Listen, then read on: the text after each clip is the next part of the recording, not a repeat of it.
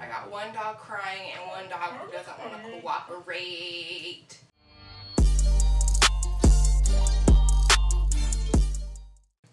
Hey y'all, welcome back to my channel. My name is Khadijah. If you don't already know, subscribe to my channel and hit the bell so that you get notified every time that I upload a video, and follow me on Instagram and Snapchat. Now let's get into the video. Okay, so this is Layla. She is a 5-year-old Belgian Malinois. I've had her since 2014, and we'll kind of get into that a little bit because she's thrown into my amnesia a little bit, so I'm going to get into that. But yes, I got her in 2014. So I've had her going on 4 years now. She is my seizure alert dog as well as PTSD. Okay, so she's right under me. You can't really see her, but she's laying on my lap. But anyways, so let's get into how I got her, how I even got a service dog, how I went about doing it all that good stuff. Because Layla is not my first service dog. She's actually my second service dog. Okay, so I moved back from Dallas in January of 2014. And technically I didn't move back. I came back to New Mexico temporarily while I was kind of dealing with some personal issues that had just happened. So I was planning on going back. I had an apartment, like my life was set up in Dallas, right? So me staying in New Mexico was supposed to be very temporary.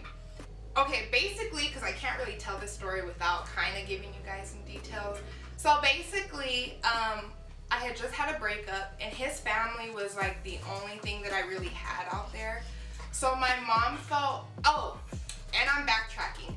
Before I even moved back to Las Cruces, I had a seizure in my car. No, I was not driving. I had pulled over into a random Walmart in the city of Dallas, and there's like hundreds of freaking Walmarts in Texas, so you can only imagine. But anyways, I pulled my car over into a Walmart parking lot where I decided to have my seizure apparently. Well, whenever I woke up, I had no idea where I was. I was not able to maneuver a car, obviously. I was lost in Dallas, basically. Whenever I have seizures, I do lose lapse of memory.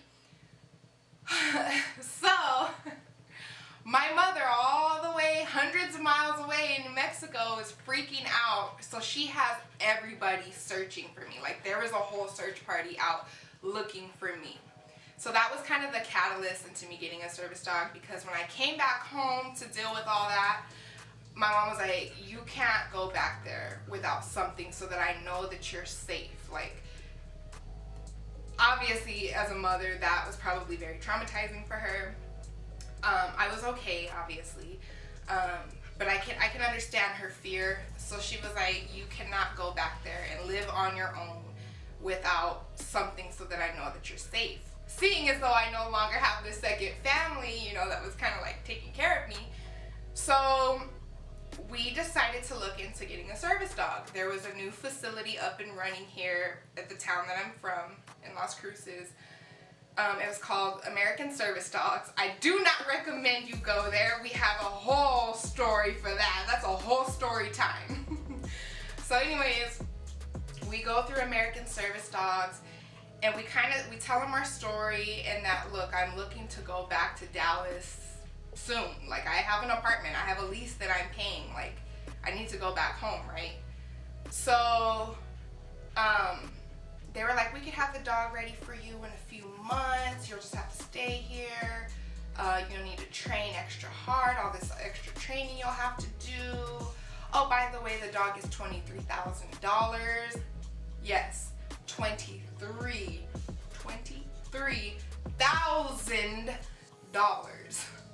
So we set up GoFundMe pages. People were sending money. They were fundraising for me.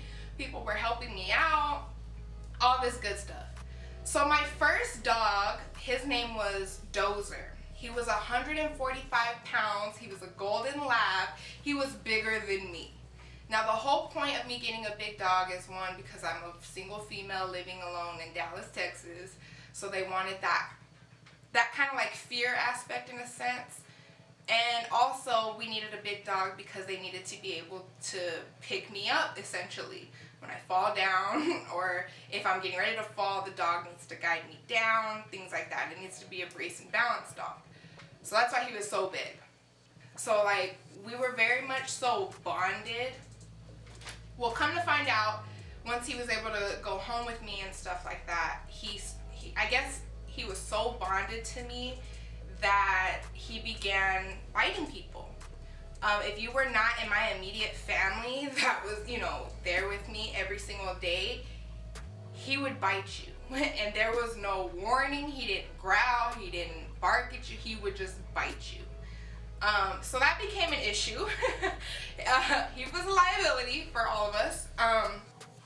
But mind you, with my amnesia, I don't remember all of this with Dozer. I remember having Dozer, all that good stuff. I remember loving him. I remember going through stuff with him, but I don't recall bringing him home and all the other stuff that followed. So essentially, I guess what happened was, if you hear like crying or growling in the background, it's not Layla, it's my other dog, Zora. Layla's literally right, she's supposed to be in this video because this is about her, but she's sitting here laying on my lap at the moment. Sleep. Yes. So, essentially, I was supposed to have a backup dog. That was not Layla, it was a different dog. Something happened with that, and Layla was thrown on to me. I don't know how that bonding experience was because I don't remember it, but what I can say is when I got out of the hospital from being diagnosed with amnesia, Layla and I were not bonded. I was looking for Dozer. I wanted Dozer. I didn't know who this dog was. I didn't want her.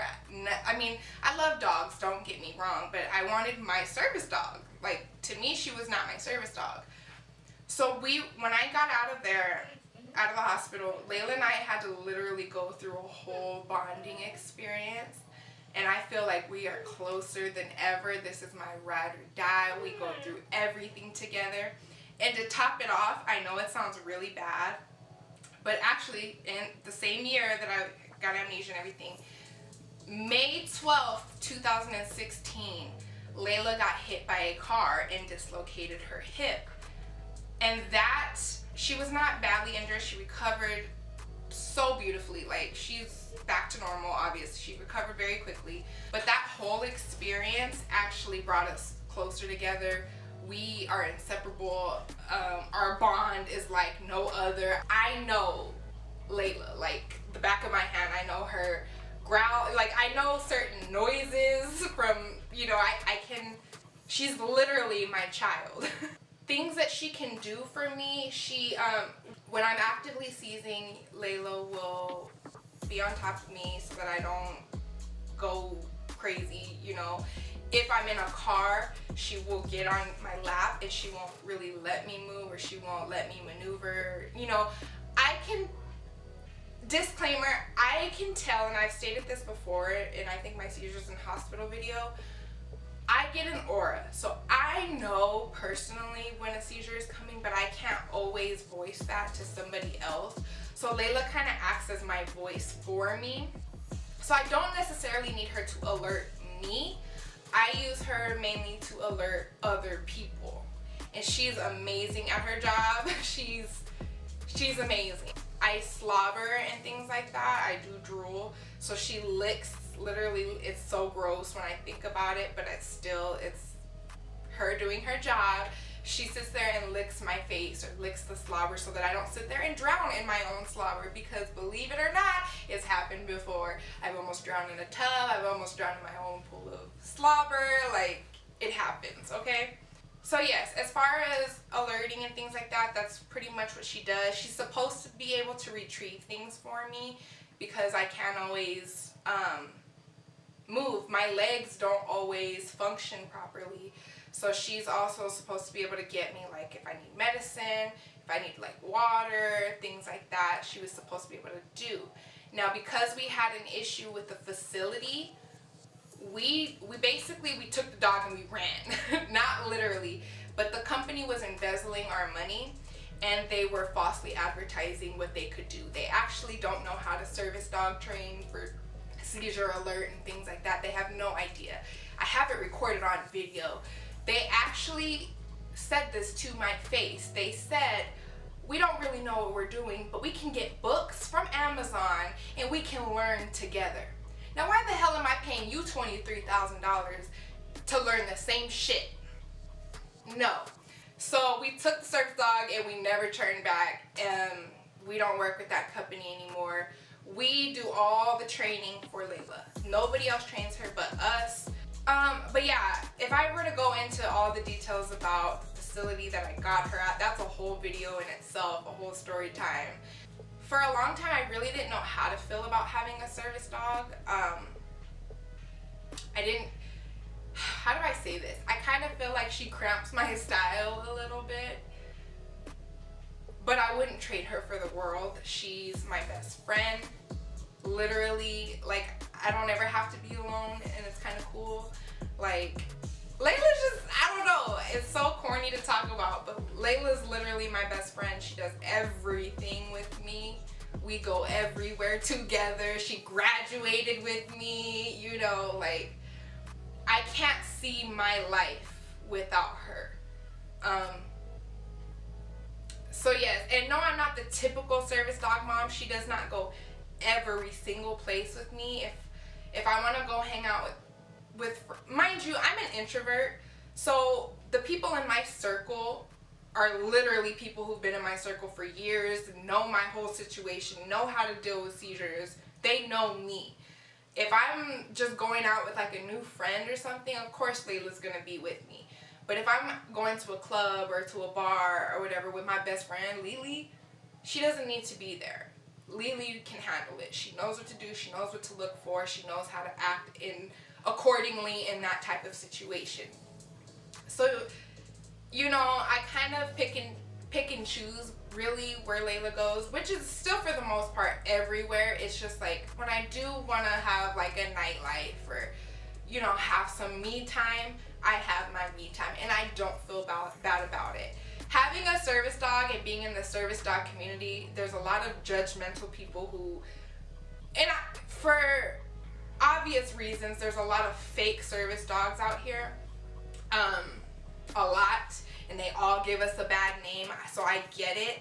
But in the same breath, it's kind of like somebody trying to tell you how to raise your child, and I'm not for that. There's a lot of people, well, at least the facility that I got Layla from, like Layla and Dozer from, they told me from jump they don't believe in playing with service dogs. Like, I should never take my service dog to the park. I should never play catch. I should never play tug. Like, I should not be playing with my dog. I do not agree with that, especially Layla and her breed. She is a working dog. That's her breed. You've seen her breed in law enforcement, in military, so they have to stay active. So for me, I have to drain her energy. She must, especially when I am sick or like I can't get out of bed, you know, she needs to be, her energy needs to be drained. So we ride the bike. She goes to the dog park twice a day, every single day. She plays. She has, you know, a family pet to play with. But she always knows when she's working, and even when we are playing, she's still, like, we go to the dog park and Zora's off doing her own thing and Layla stays by my side. If I'm not in her sight, she's pushing me. If she cannot see me and I'm nowhere in sight, she freaks out until she can find me. Like, I'm not worried about her not knowing how to do her job because she is always on high alert and she's always looking out for me. So I trust her, she trusts me, and that's my Layla. So even though she's not in camera right now because she's sitting, if you know anything about Belgian Malinois, they love to lay on their back. So she's laying right here, just belly out. But yes, that's all for meeting Layla. And if you guys have any questions, please leave them down in the comments. Again, follow me on social media. Please let me know if you guys want to see more videos like this, or if you want more videos about my service dog, you know, let me know. But anyways, that's all for today, and I'll see you guys on Thursday. I'll see you guys on Saturday. Love you guys. Bye. Just one time. Just one time for the one time. One time for the one time. One time. She's not. So like when I film other videos, she's all up in the camera, right? But the one video she can actually be in, she's not interested. How late? No, but she's not interested.